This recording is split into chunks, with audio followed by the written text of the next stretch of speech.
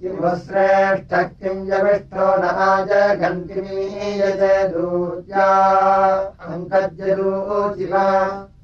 न निन्द्यमजमसंयो महाग्रोग्ने भ्रातर्दृणयद्भूतिमोदिमा एकम् चमसम् चतुरः कृणोत न तद्वो देवा अब्रुवन्दद्भागमम् सौधन्वनायद्येवाकरिष्यत साकम् देवैर्यज्ञियासो भविष्यत अग्निम् दूतम् प्रति यदब्रवीतरा स्वः कर्त्वो रथ बुधेह कर्त्वाः धेनुः कर्त्वा युवसा कर्त्वा द्वाराणि भ्रातरनुवः कृत्येवासि चक्रवाम् सर्ववस्तदा पृच्छतकेन भूत्यस्य दूतो न आजगन् यदा वाक्यश्च मसाम् चतुरः कृतानादित्वष्टाज्ञाः सन्तर्ण्यानये हनामैनाग्निर्त्वष्टादिनब्रवीच्चमसंजेते पपानमनिन्द्रिषो अन्यानामानि कृण्वते सुते सचाम् अन्यैरेणाम् कन्या आनामभिस्फुरत् इन्द्रो हरियुजे अस्ति नारदम् बृहस्पतिर्विश्वरूपामुपाजत ऋभुर्विद्भावाजो देवाङ्गच्छदस्रवसो यज्ञम् भागमैतन निश्चर्मणो गामऋणीतधीतिभिर्याचनम् दायुवसाताग्रेणोतन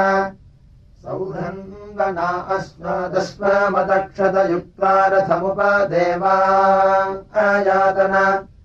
इदमोदकम् पीबदेत्यब्रवीतनेदम् वाघापिपतामुञ्जने जनम्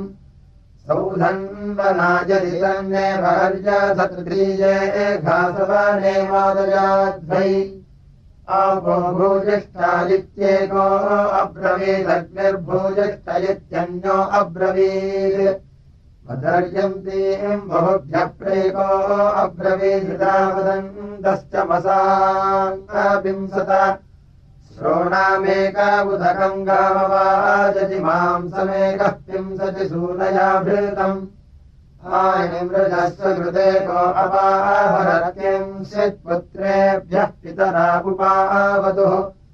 उद्वत्स्वस्मागृणोतनातृणम् विवत्स्वस्य वस्य जानरः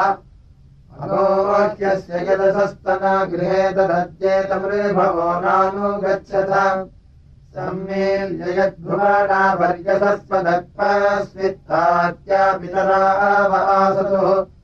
असपदयः करस्रम् बाधलेयः प्राब्रवीत् प्रोदस्मा अब्रवीतन